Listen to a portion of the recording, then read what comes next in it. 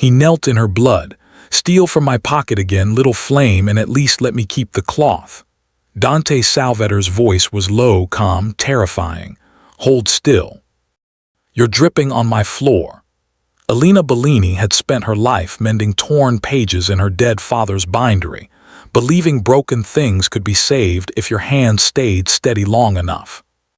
She had never planned to test that theory on a mafia boss. In 2 minutes, she would disrespect the most feared man in Little Italy by snatching the handkerchief from his suit and using it on someone else.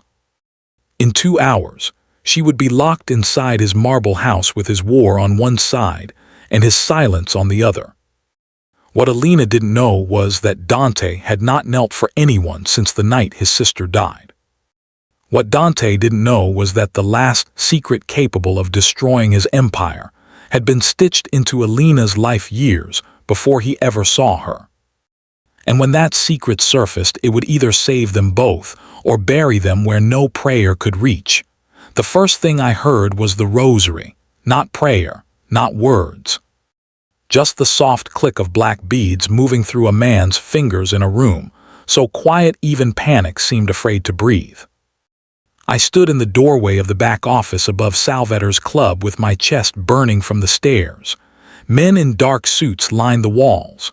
Nobody moved. Nobody looked surprised to see blood on the carpet. My brother Paolo was on his knees.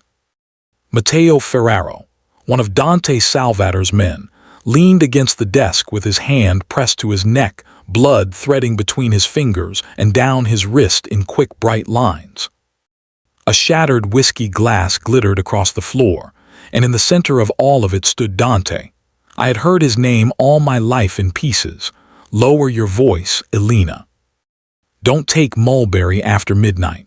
The Salvators collect what they are owed, but nobody ever described the stillness.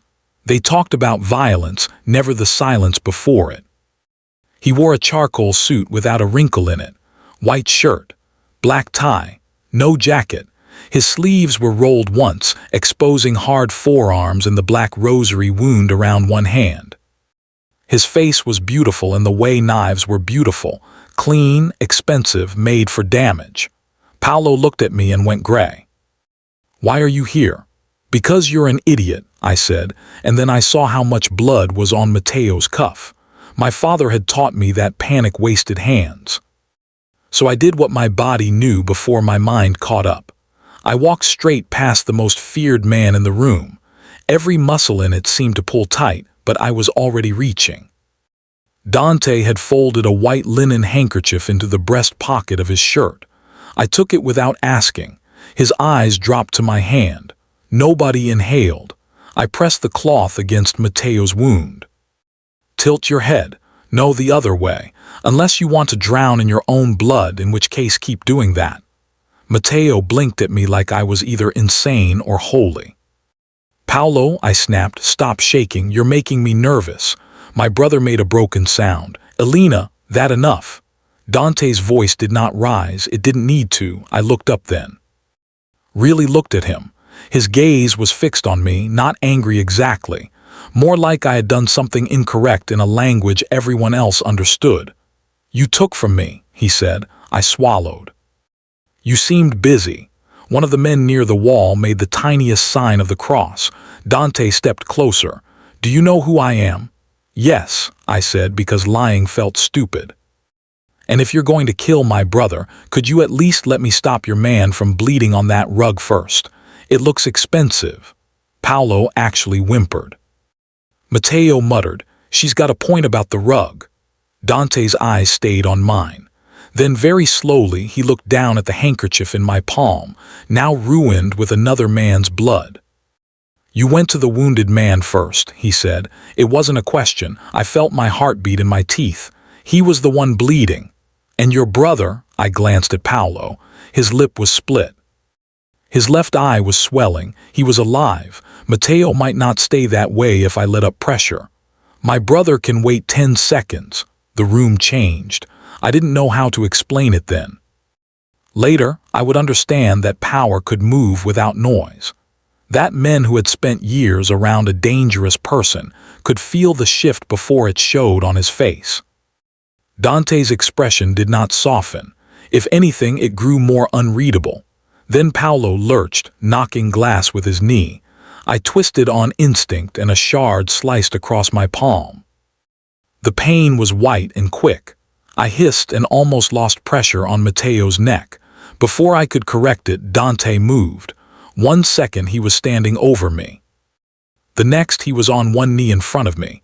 No one in the room breathed at all. He took my wrist. His hand was large, dry, steady. He peeled my fingers open despite the sting, and examined the cut with the concentration of a surgeon or a sinner at confession. "Matteo," he said without looking away from my hand, "someone else can keep you alive for a minute." 2 men rushed forward. Matteo surrendered to them with obvious reluctance. I should have pulled away. I should have been terrified enough to remember self-preservation. Instead, I stared at the dark head bowed over my hand and thought, absurdly, that the floor must be freezing through his trousers. He rewound the ruined handkerchief around my palm with efficient care. Blood bloomed through the white cloth in slow roses. "You disrespected me," he said. I licked my dry lips. I noticed.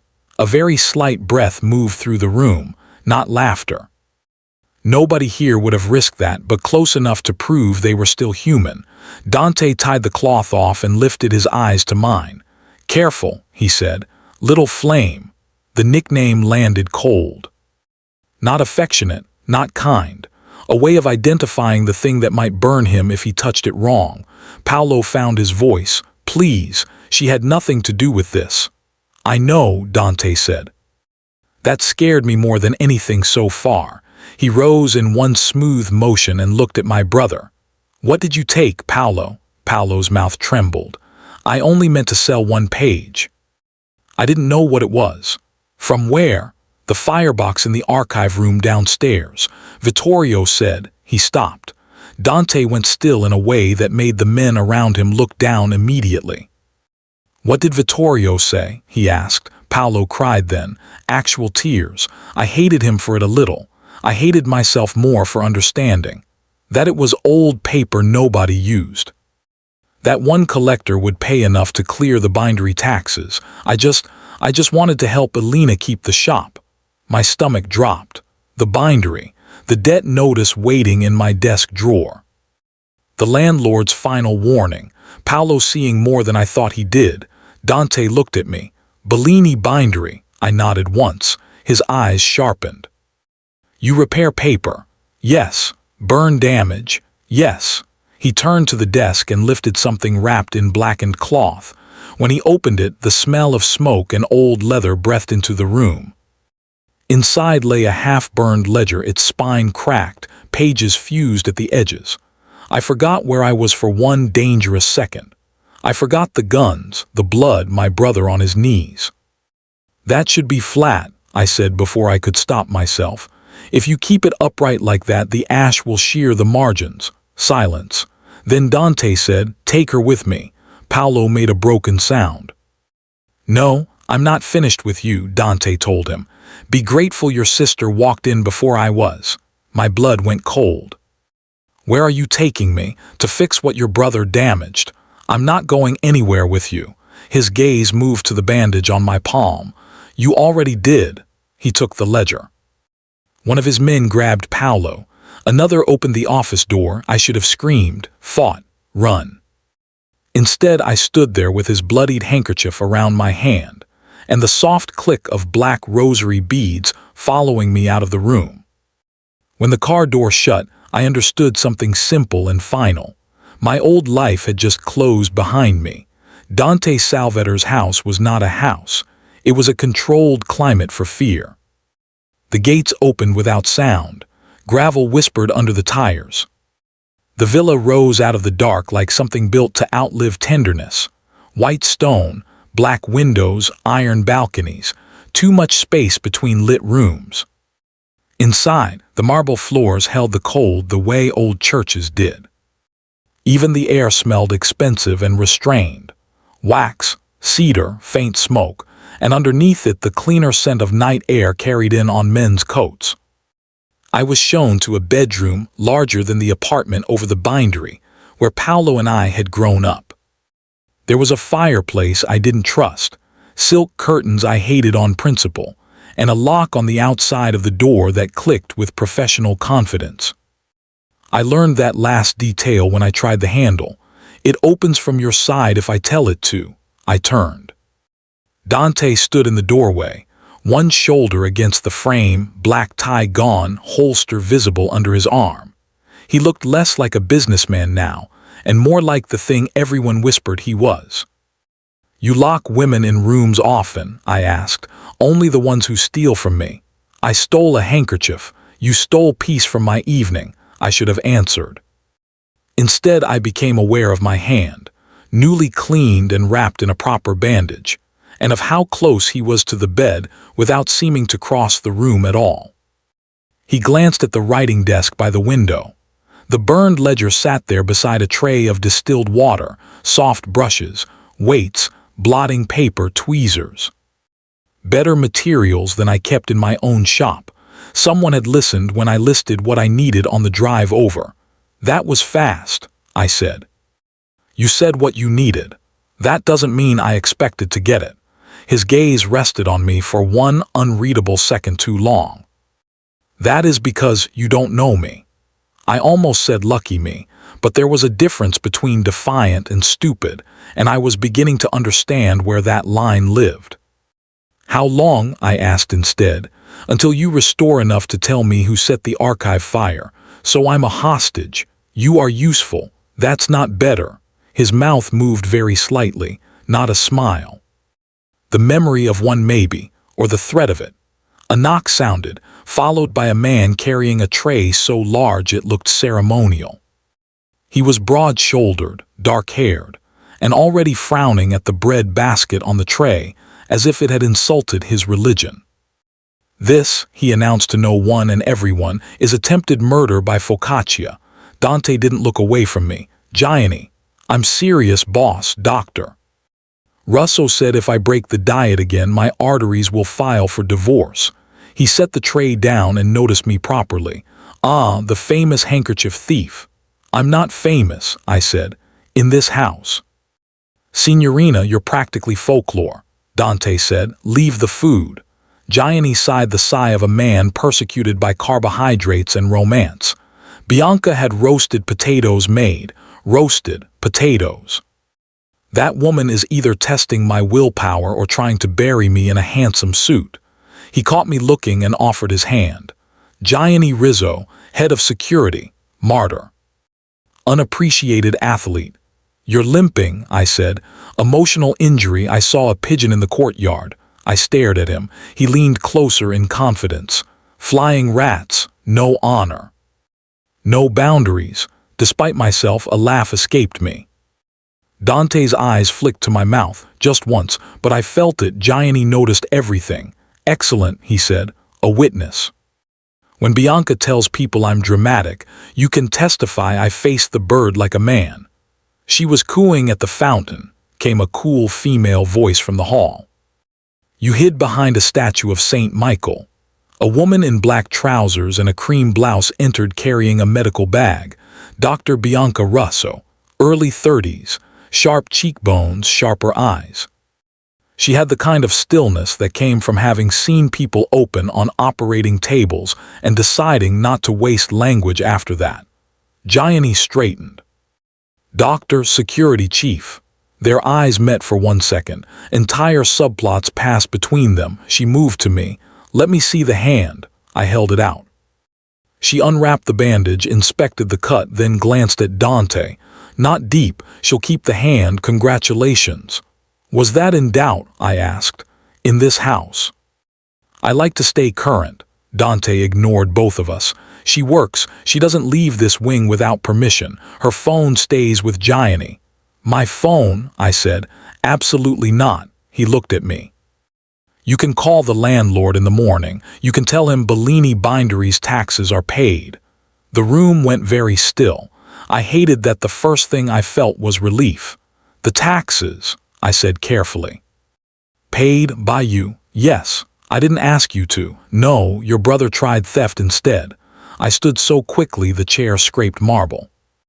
Then send the money back. Why? Because I won't owe you.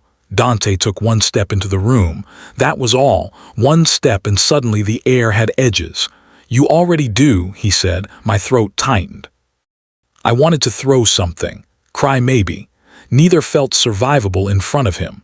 Bianca rewrapped my hand and spoke without looking up. If you plan to keep her alive, Dante, don't corner her before she eats. Low blood sugar makes people irrational. Gianni muttered, can confirm. I licked olive oil off my own wrist at noon. Bianca didn't even blink. Humiliating. He put a hand over his heart. Cruelty from the woman I hope to marry. I looked between them, startled into another almost laugh. The darkness in the room eased by 1 inch. Dante noticed that too. He noticed too much. When Bianca and Gianni left, he stayed. You should eat, he said. I'm not hungry. That isn't true. No, I said softly. It's not. He moved to the desk and laid the blackened ledger flat carefully this time. Learning or listening, that was somehow worse. Tomorrow, he said, you tell me what survived the fire. And then we see what your brother's stupidity cost. You mean what you decide it cost. His hand settled on the ledger. Long fingers splayed over ruin. In my world, little flame, that is the same thing. He turned to go. I looked at the locked door, the tray of untouched food, the tools laid out like obedience, and the man who had paid my taxes without asking if I wanted my life saved that way. Dante, he paused. I hated how steady his back was, how impossible he looked to move. What happens if I refuse to help you? He half-turned. You won't. Why are you so sure? His eyes dropped to my bandaged hand.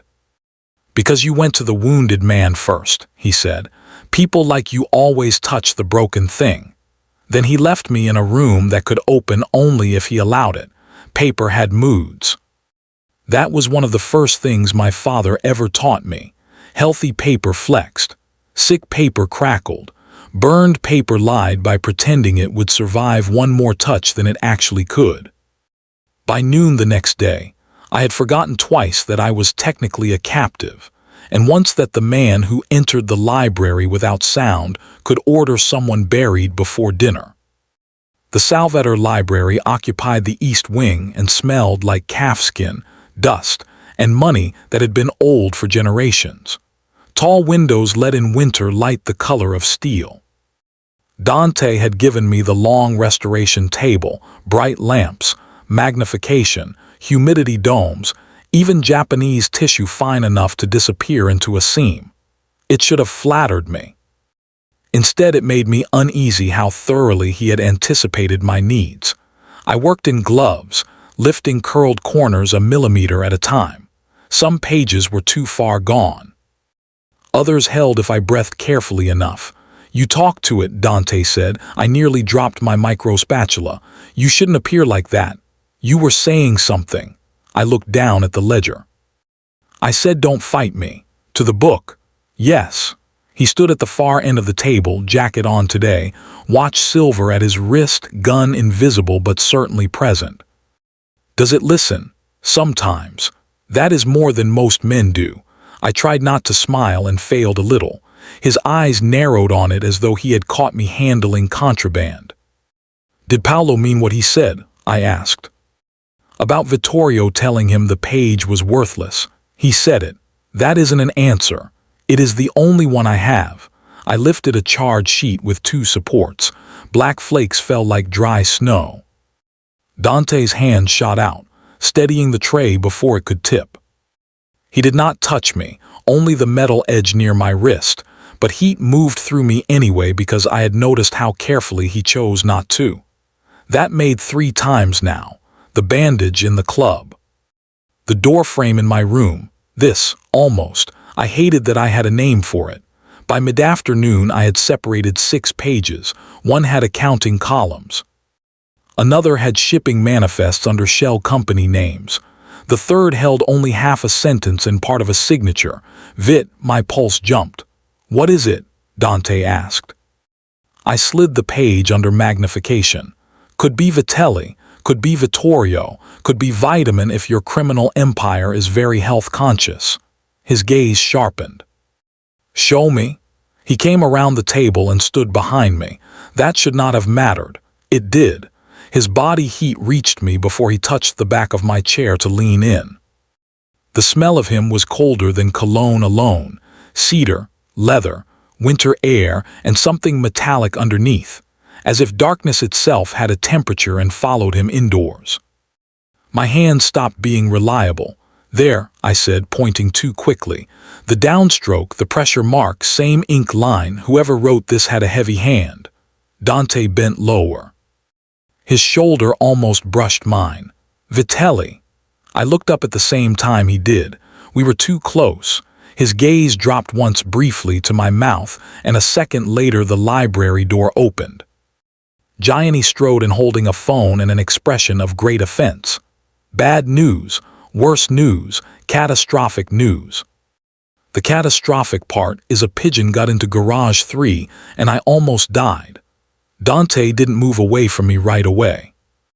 And the actual bad news, Gianni paused, registering the distance between our faces. His eyebrows made a reckless climb. Interrupting scholarship, my favorite. Gianni. Right. The bindery storefront was watched this morning. 2 Vitelli men, they left after an hour. Ice slid into my spine. The shop. We moved them along, Dante said. You what? We moved them, he repeated, meaning no more questions, meaning probably blood. I set the spatula down because my fingers had started to shake. They know about Paolo. They know something, Dante said. Not enough yet. I looked at the half-restored page, the ink crawling back from fire, the name emerging like a threat from underwater. My father used to say fire never destroys selectively, I murmured. It takes what it can and leaves what hurts. Dante's gaze shifted to me, unreadable again. Your father taught you this work? Yes. Was he good? He could mend a page so perfectly priests would thank God instead of him. I swallowed. He died 5 years ago. No sympathy crossed Dante's face, no easy softness. Somehow that made what he asked next feel more honest. How? Smoke inhalation. Electrical fire in the back room. His jaw changed, just slightly. If I hadn't been watching him so hard, I would have missed it. He left me the bindery, I said, and debts hidden in drawers. Very romantic. Gianni, who had gone strangely quiet, cleared his throat. For the record, I think paper restoration is extremely romantic.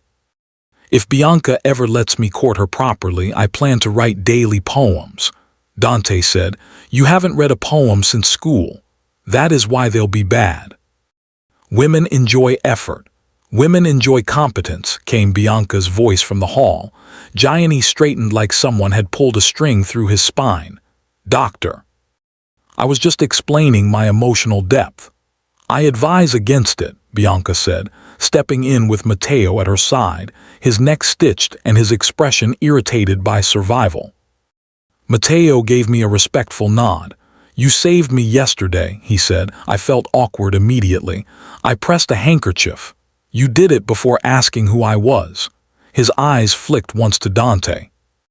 That matters. The room went quiet in a different way this time. I looked back at the burned page. Dante said, Finish that sheet. Then we talk downstairs. He left before I could ask about what. As the door shut, Gianni muttered, When the boss says we talk downstairs, it means nobody will enjoy the architecture. I should have laughed. Instead, I stared at the half-visible name on the page and realized something worse than fear. Someone had not only burned the archive. Someone inside Dante's world had known exactly which page to destroy. The chapel on the Salvetor estate had been built for appearances and kept for ghosts.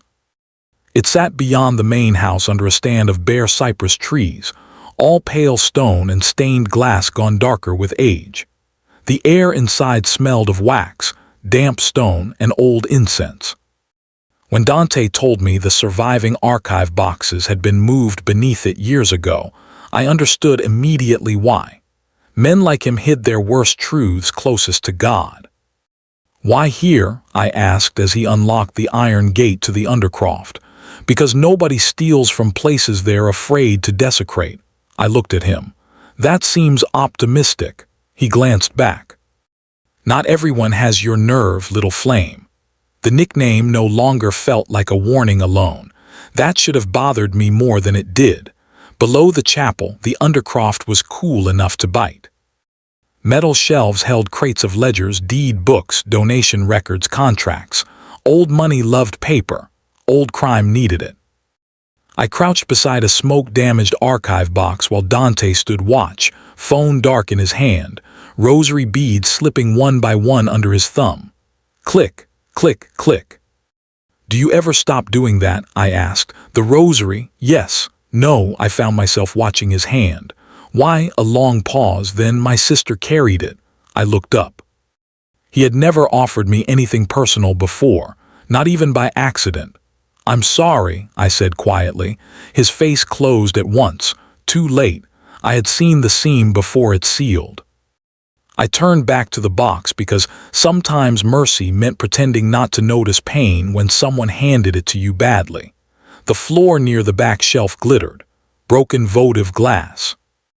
I shifted to reach a ledger and felt a sharp slice across the arch of my bare foot through the thin sole of my house slipper. I hissed and sat back hard. Dante was beside me immediately. "What happened?" "Glass." "Don't move," he crouched. No hesitation, no performance, just that dangerous, efficient stillness narrowing to one task. He lifted my ankle into his palm and set my heel against his thigh. The position was intimate enough to steal the air from my lungs. "It's small," I said. "That isn't the standard for concern." His fingers were warm. Mine curled uselessly into my skirt. He removed the shard with clean precision. A bright bead of blood welled up. "You should keep your shoes on in rooms where men hide sins," he said. I almost laughed, except his thumb swept once over the inside of my ankle to check for more glass, and the contact traveled through me in a way that felt humiliatingly alive. He felt it too. I knew because his hand stilled, almost. Then footsteps thundered overhead and the spell broke. Gianni's voice carried down the stairwell.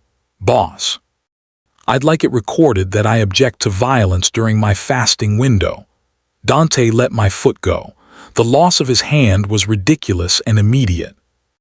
Gianni appeared at the gate with Bianca behind him, and a paper bag folded under his arm like contraband. "I bring updates and deep suffering." Bianca looked at my foot, then at Dante kneeling on the stone floor in front of me. Her brows lifted one unhelpful millimeter. "Should I leave you two to the saints?" "No," Dante said. Gianni whispered to me loudly, "I'm never recovering from this."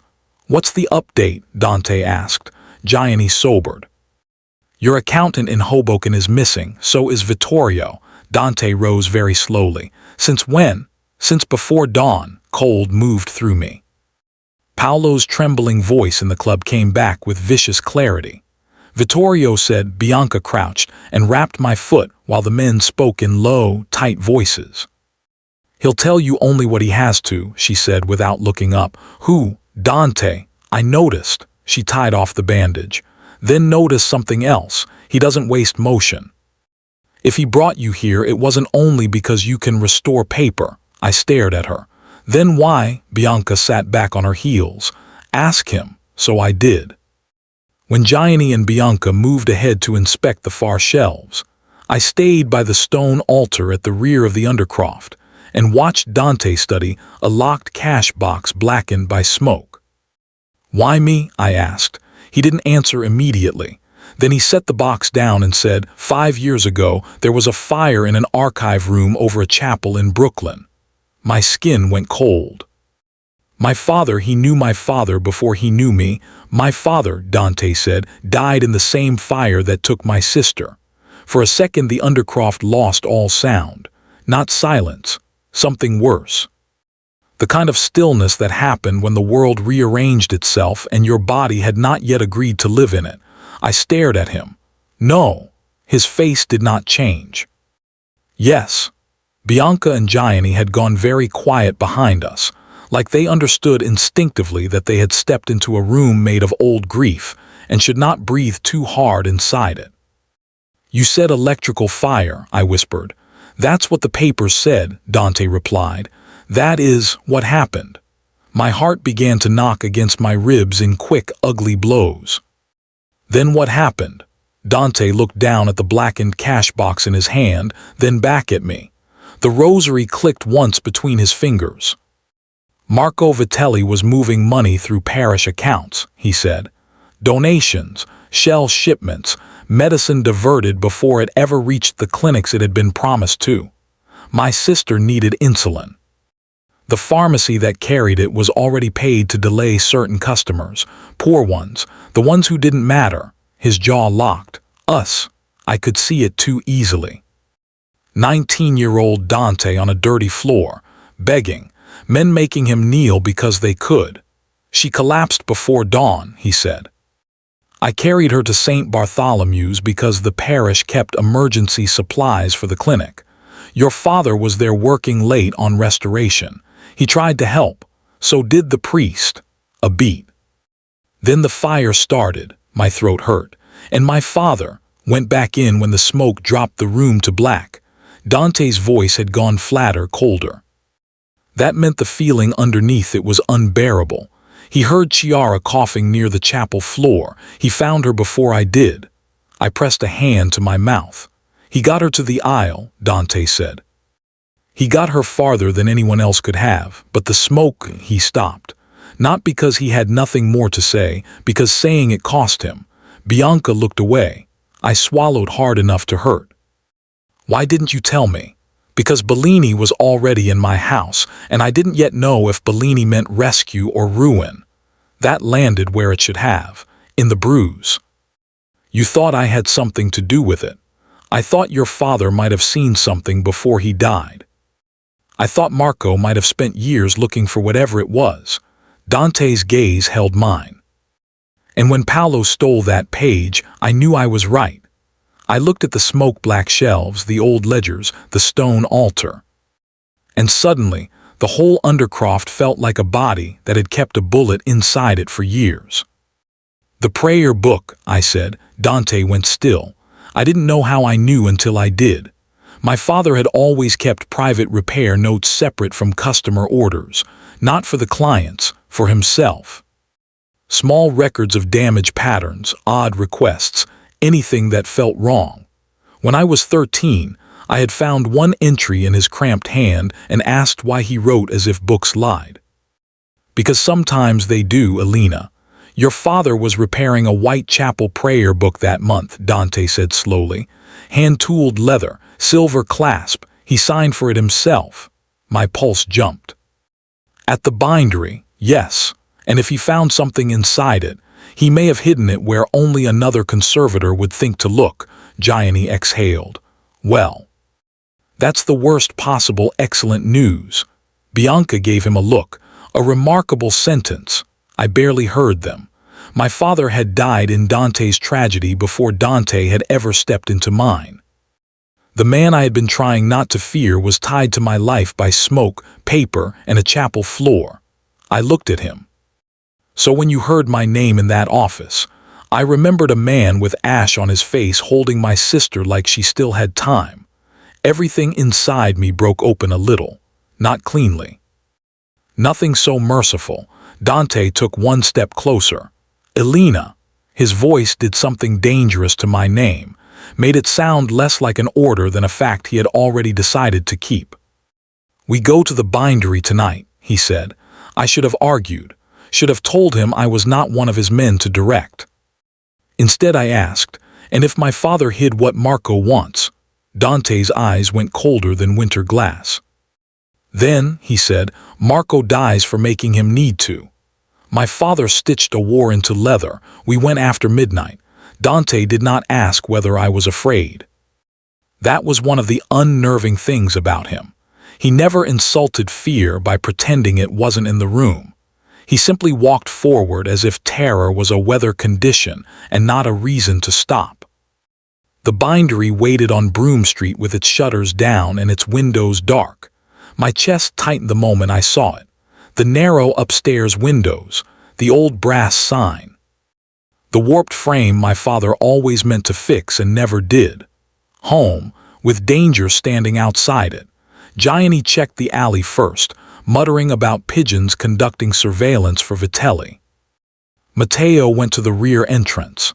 Bianca stayed with me at the curb for exactly 2 seconds before saying, "If anyone shoots at you, aim low and run crooked." Comforting, I said. "I'm a doctor, not a poet," Gianni looked offended.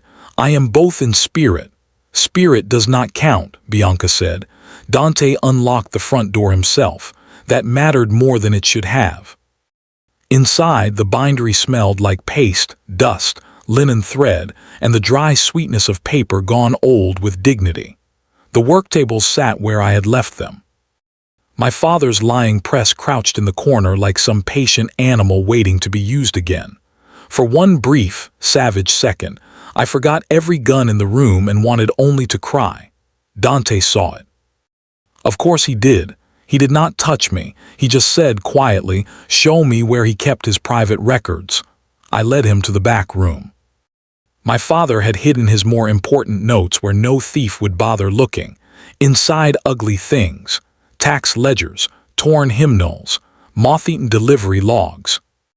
I pulled down a cracked bookkeeping volume from the top shelf, shook loose the wrapped oilcloth packet from inside, and sat at the workbench with hands that did not feel entirely mine. The packet held repair notes, customer invoices, pigment orders, and one narrow journal. I knew it at once.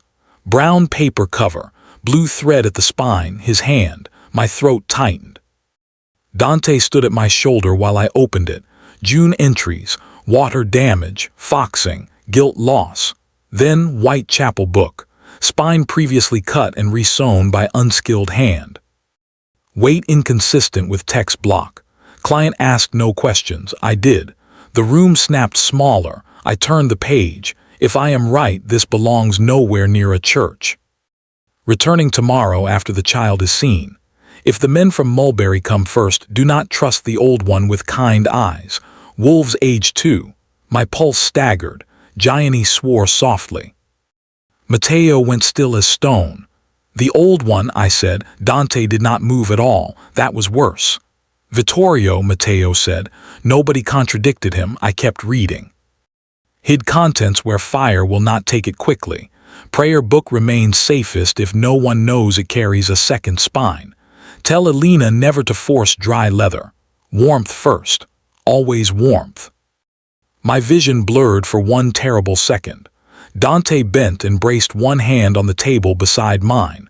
Not touching. Close enough that I felt the restraint in it like heat. "Where is the book?" he asked. I wiped my eyes with the heel of my good hand. If he finished the repair, it would be shelved with completed private commissions. Would he label it plainly? "My father," I gave a broken laugh. "Absolutely not." We searched. High shelves. Flat files. The locked cabinet under the window. Old prayer books, missals, family Bibles, 2 account books disguised as devotional texts. My heartbeat kept time with every second. Then I saw it. A white leather volume tucked sideways behind a stack of folios, almost hidden by accident, which meant my father had hidden it on purpose. I reached for it. Dante caught my wrist. "Wait." His voice was low, pure instinct. He took the book from the shelf and handed it to Matteo, who checked the cover, clasp, hinges, page edges. No wire, no blade, no trap. Only then did Dante give it back to me. The leather was dry, cool, familiar.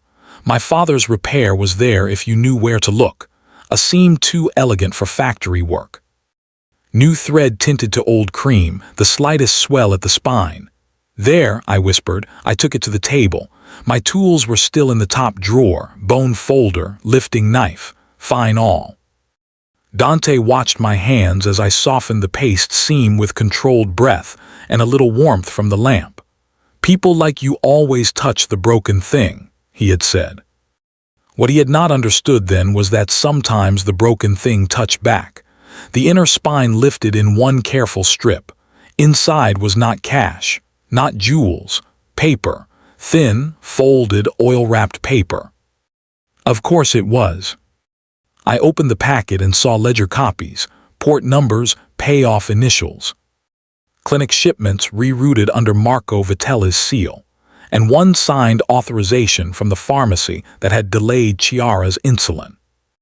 Dante made no sound at all. That scared me more than rage. At the bottom lay one last note in my father's hand. If Dante Salvator survives long enough to become dangerous, give him this only if he has learned the difference between power and cruelty. I looked up. Dante was staring at the page as if it had put a knife between his ribs and turned it gently. What did he mean? I asked. His eyes came to mine. I don't know, he said, but he did. And the fact that he did not lie about lying made it worse. He kissed me like a man unlearning violence. We left the bindery before dawn. Dante moved us like a military operation. Matteo took copies. Gianni rerouted the cars twice.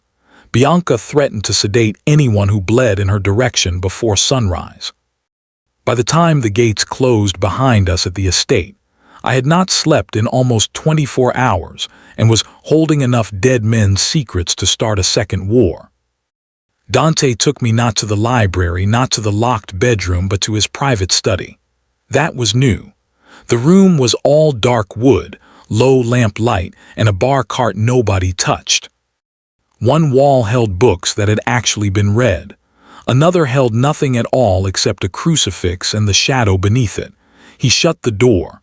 I set the prayer book on his desk between us. You knew, not all of it. You knew my father tried to save Chiara. Yes, you knew Vittorio might be involved. His jaw tightened.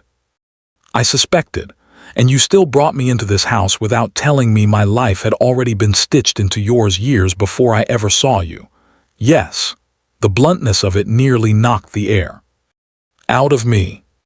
Do you enjoy making honesty sound like a crime? I asked. I don't have to make it sound like anything. I laughed once without humor. Unbelievable. He took a step closer. Elena, no, I backed away from the desk. No, you do not get to say my name in that voice and expect me to forget that I have been moving through your secrets blind. That was never my intention. Then what was? His expression changed.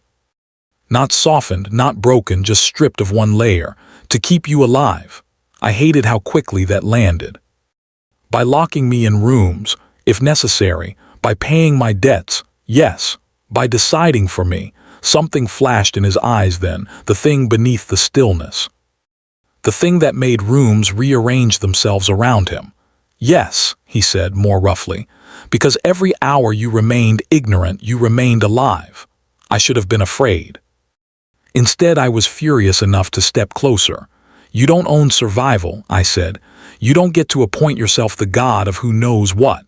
No, he said.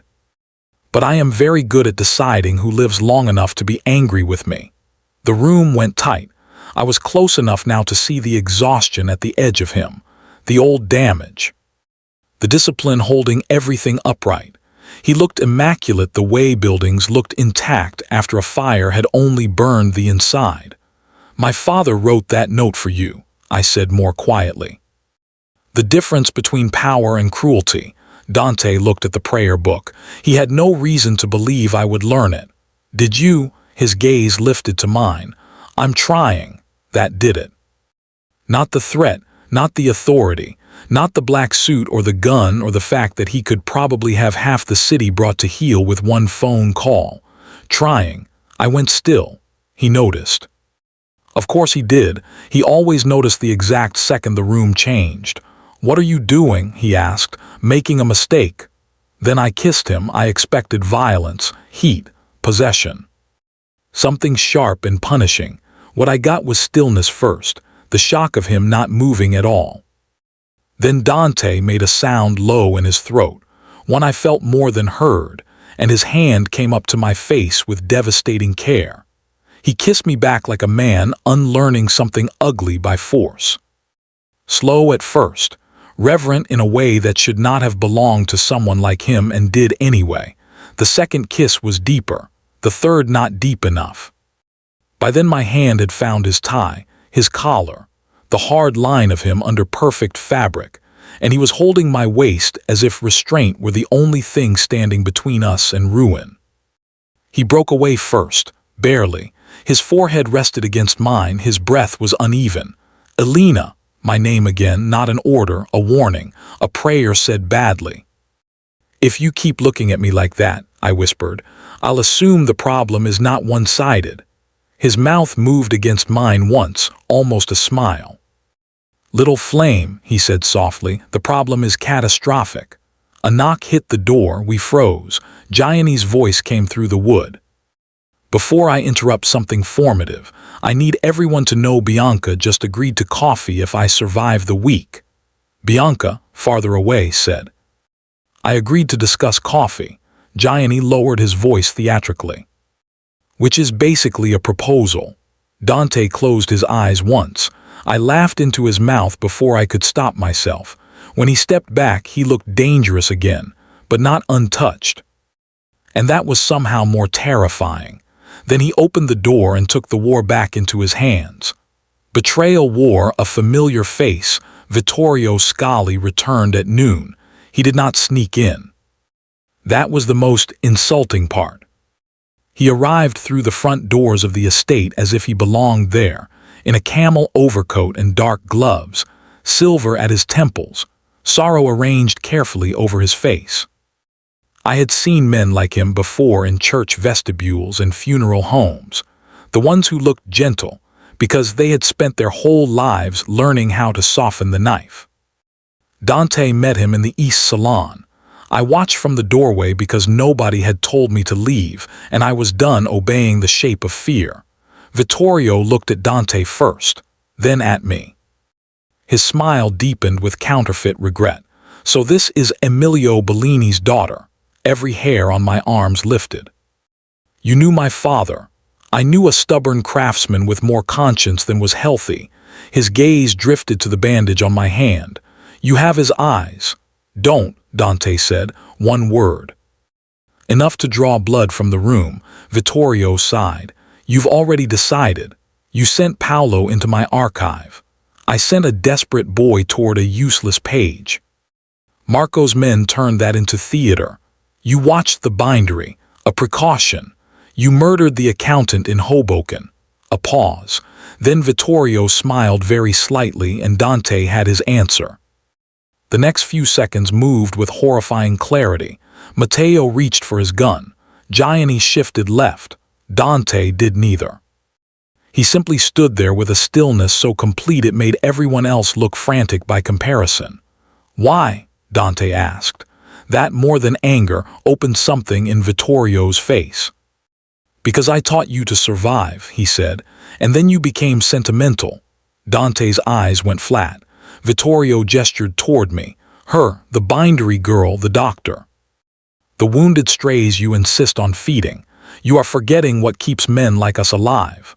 "Not kneeling to worse men?" Dante asked softly. Vittorio's expression flickered. He knew the old wound. He had probably built part of himself inside it. "No," Vittorio said, "understanding that mercy is a door someone else uses first." I finally spoke.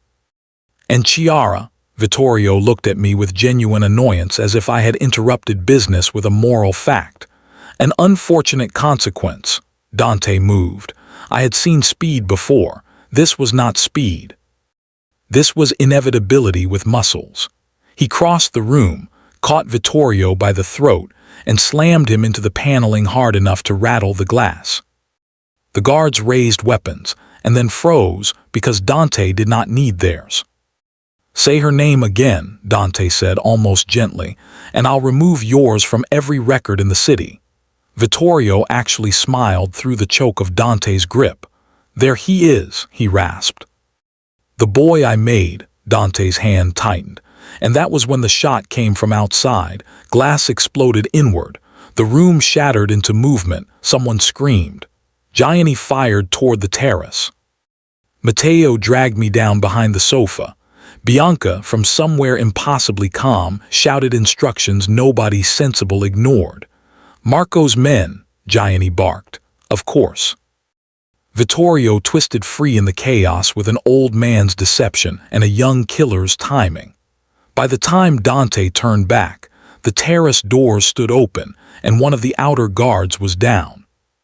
"Get Alina out," Dante snapped. "No," I said instantly. He looked at me once. There were whole wars in that look. Then he crossed the room, gripped the back of my neck and bent close enough that only I heard him. "If he takes you," he said, "I burn the city to get you back."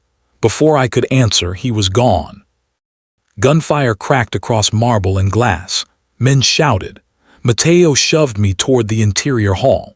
Gianni covered the corridor, muttering dark things about traitors, snipers, and cardio. Bianca grabbed my arm. "Move." We ran. Halfway to the rear stairwell, I realized something cold and final.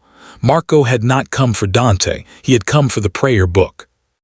And Vittorio had just opened the gates. Marco liked God better when God was locked up. They took me at dusk, not from the estate, from the bindery. I knew it was a trap before I stepped inside and walked in anyway. That was the sort of decision people would call stupid if they had never loved anyone reckless enough to make them brave in bad directions. Paolo had sent word through one of the neighborhood boys, "Please come alone. I'm sorry, they have me." Bianca would have called it textbook bait. Gianni would have called it catastrophically suspicious. Dante would have called it forbidden in a tone that turned language into architecture. I went, because Paolo was my brother. Because sometimes blood was a leash you hated and followed anyway. Because somewhere under all my anger, Dante had taught me something ugly and useful. Waiting politely for monsters to choose the hour was still letting them choose. Marco Vitelli was in the back room when I arrived.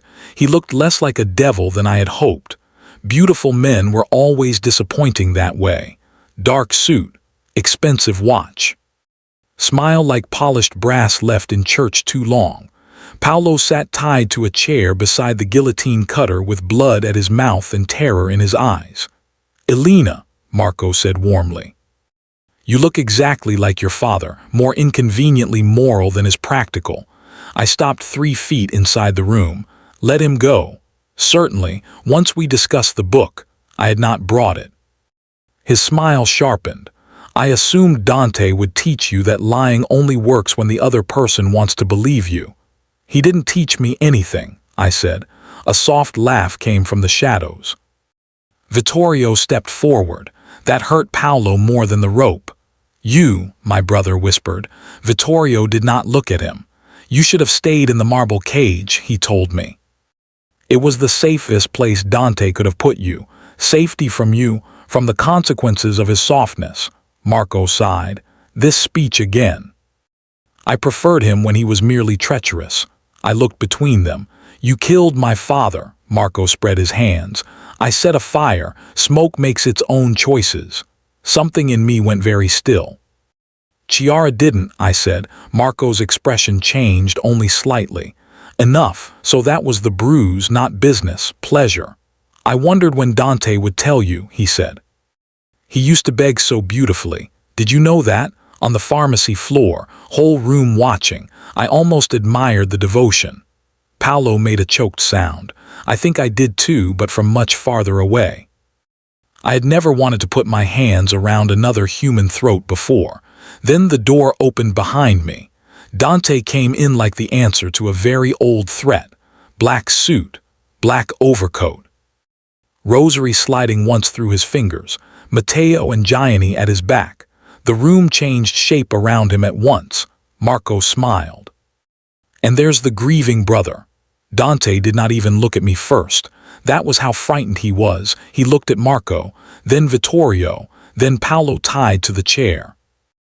Only then did his eyes come to mine, checking in one sweep for blood, restraint, visible injury. When he saw I was untouched, the violence in him refined. "Elena," he said. My voice came out steady. "I know." Something in his face shut.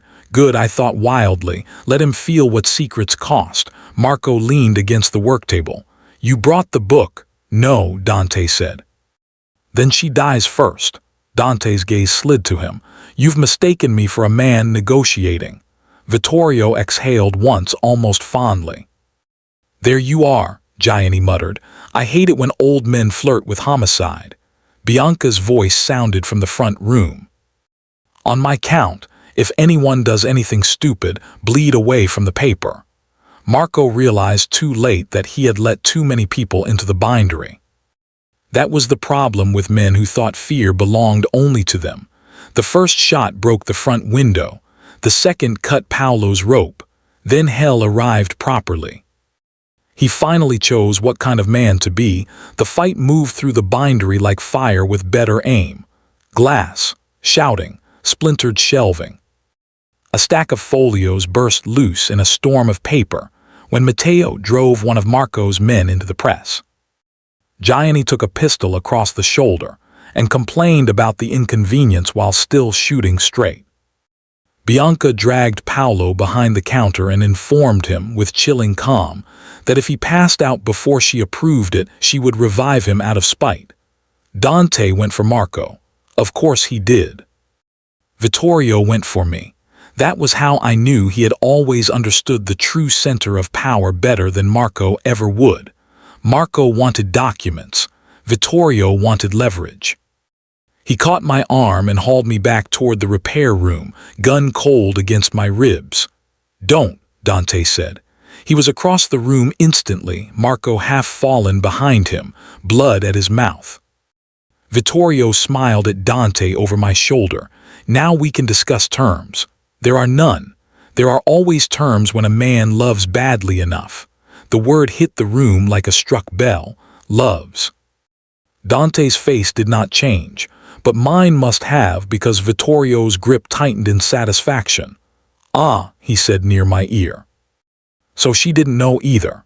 I closed my eyes once, furious at the heat that rushed into my throat in the middle of a hostage situation. Vittorio, Dante said softly, take your hand off her. No, the rosary clicked once. Then Dante did the last thing Vittorio expected. He put his gun on the floor. Every person in the room stopped. Even Marco, bleeding and propped against the wall, began to smile through his broken lip. There it was, the old fear, the old story, the terrible possibility of Dante Salvator kneeling again. He did not. He only stood there empty-handed, looking at the man who had taught him survival and now expected worship in return. You wanted proof, I learned the difference, Dante said. Here, he lifted his empty hand slightly, not surrender, choice. I will not become you to keep what I love. Vittorio's expression changed. For the first time, truly changed. He had expected rage. Blood, brutality, something easy for him to recognize as strength. Mercy offended him more. Then you are already dead, he said, and jerked me backward. I moved on instinct. My father had taught me hands, angles, pressure, the uses of small tools. The all from my apron pocket drove straight into Vittorio's wrist. He screamed. The gun fired wild into the ceiling. Dante crossed the room in the space between that sound and its echo. He hit Vittorio so hard they both went through the side table. Wood snapped. Marco lunged for Dante's dropped gun.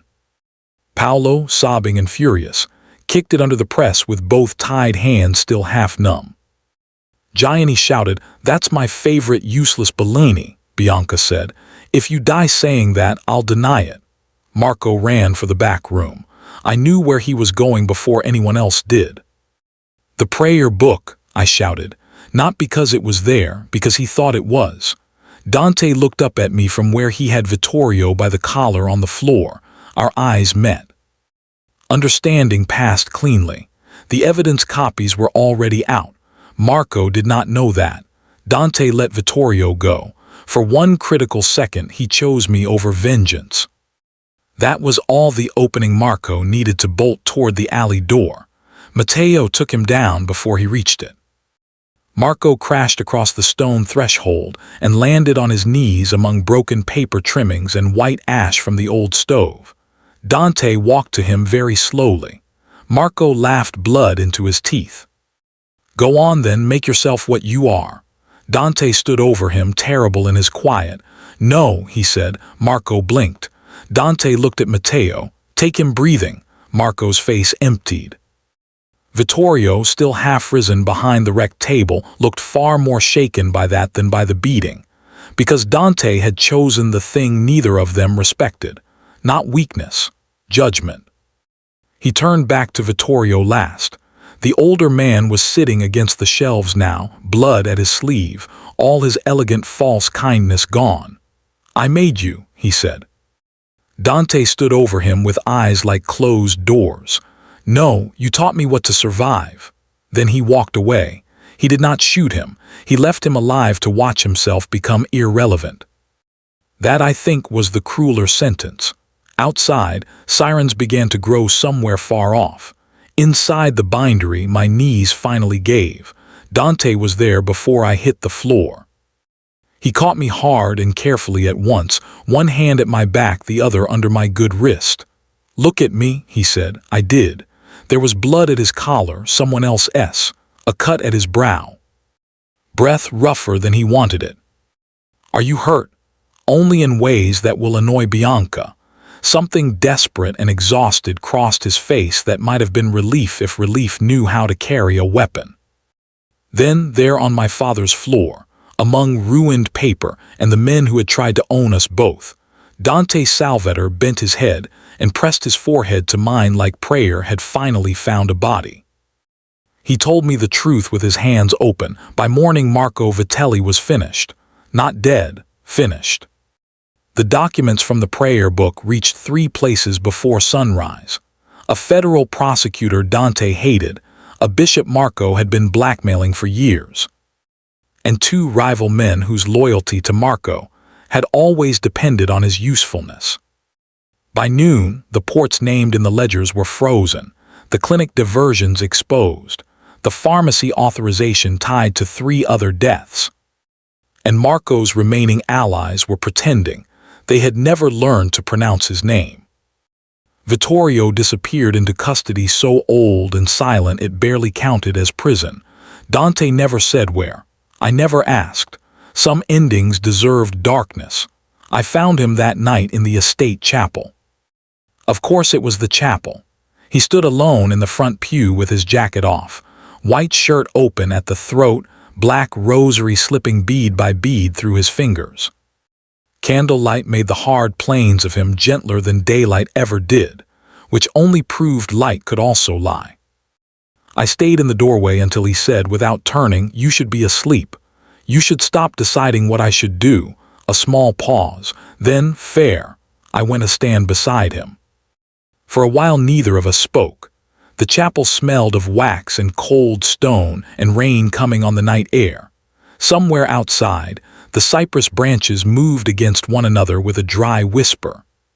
Finally I said, "Did you mean it?" Dante looked at the altar. "Which part?" "Don't be insulting, the loving me part." His hand stopped on the beads. When he turned, there was no armor left on his face at all, not enough to hide behind.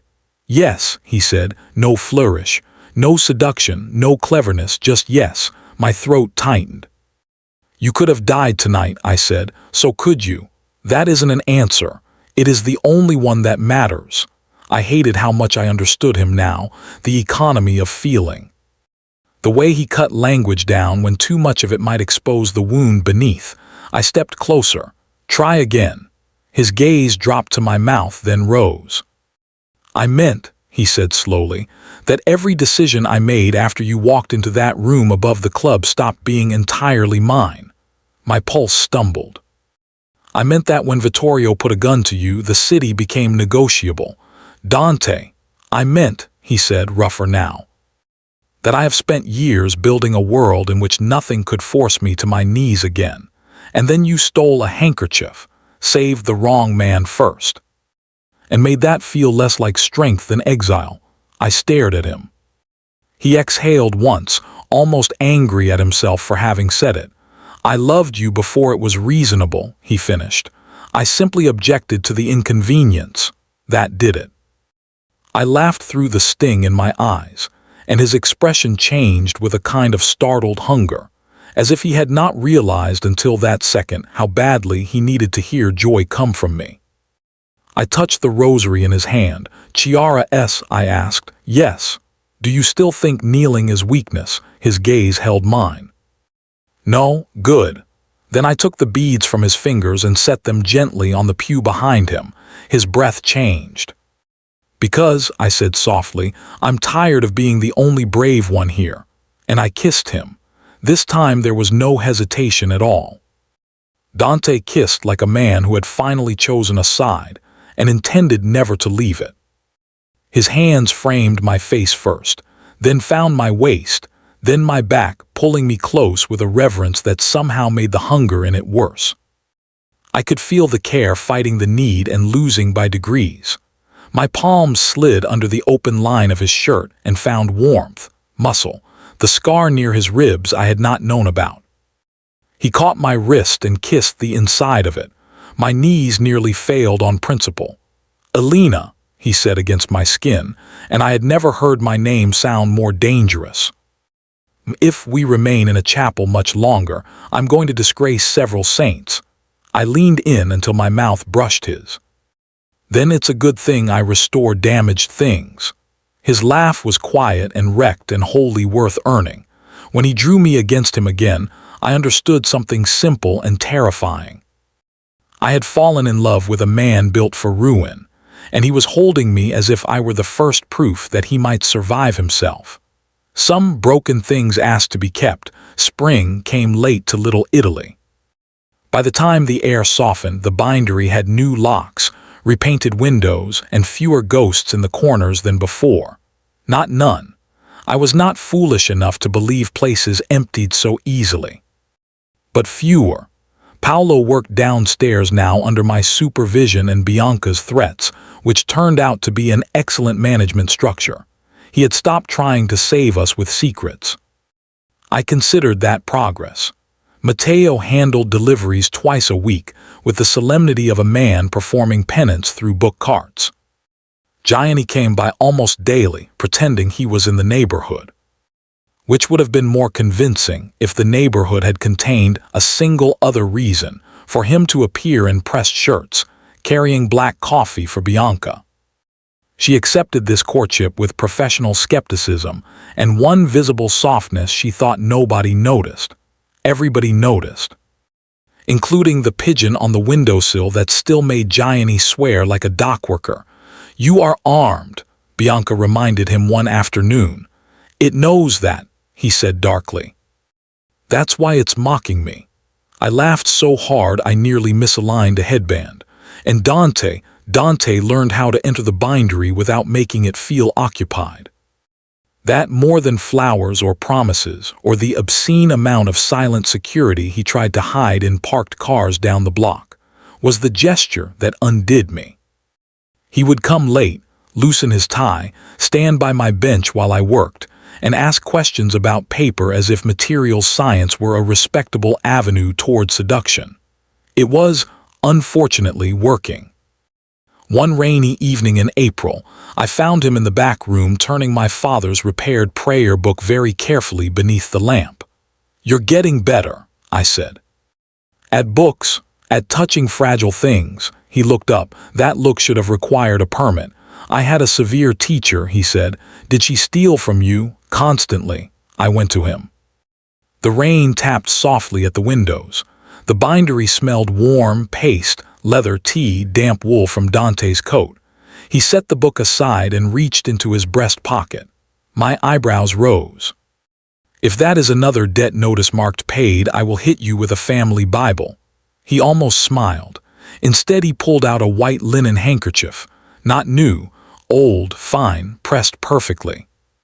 The original was ruined, he said. This seemed optimistic. Something tender and painful moved through me. He held it out. I took it. For emergencies, I asked. For theft, he said. I laughed. You're impossible. Yes. Then, with that terrifying calm of his, he went down on one knee, My breath stopped, not because I thought he belonged there, because I knew what it cost. The room changed the way it had changed the first night, quietly, entirely, all the air narrowing around one impossible thing.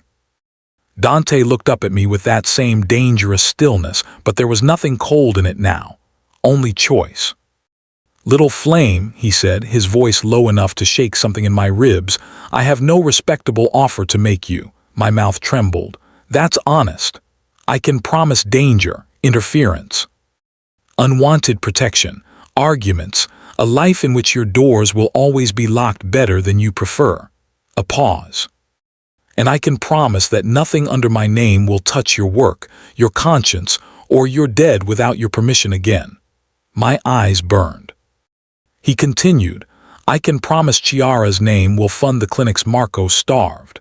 I can promise your father's name will be placed on every restoration room that work builds." His gaze held mine. "And I can promise that if you ask me for gentleness, I will never again mistake it for weakness." I think I stopped breathing somewhere in the middle of that. He reached into his pocket a second time and drew out not a diamond but a ring of dark silver set with a tiny carved onyx cross. Old, almost severe, beautiful in the way vows should be. "I don't want ownership," he said. "I want witness. Stay, leave, make me earn it for 10 years if you like. But whatever name you keep me with it." It was the most Dante thing he could possibly have said. No polished speech, no easy romance.